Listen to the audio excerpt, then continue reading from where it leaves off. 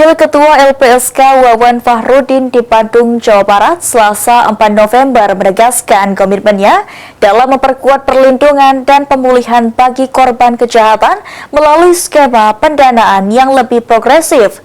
Regulasi baru dalam PP nomor 29 tahun 2025 memberikan jaminan restitusi dan kompensasi yang lebih adil bagi korban tindak pidana.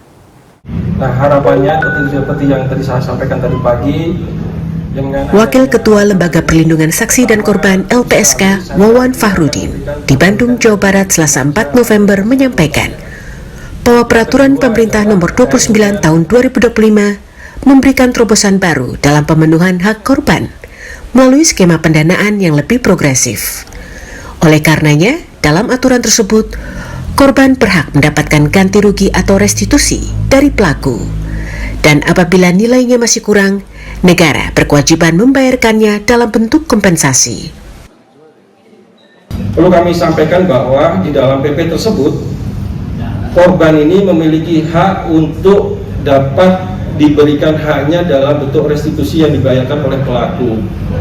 Namun demikian, ketika LPSK menghitung ganti kerugian yang kemudian disampaikan kepada jaksa penuntut umum, dan kemudian pelaku ketika sudah disita hartanya maupun dibekukan asetnya dan masih kurang, maka negara memiliki kewajiban untuk membayarkan restitusi kurang bayarnya dalam bentuk kompensasi.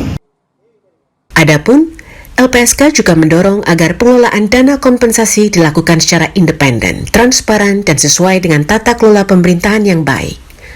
Sepanjang 2025 hingga November, LPSK telah menghitung nilai restitusi korban sebesar 33,5 miliar rupiah dengan 7,17 miliar rupiah diantaranya telah diputuskan oleh hakim.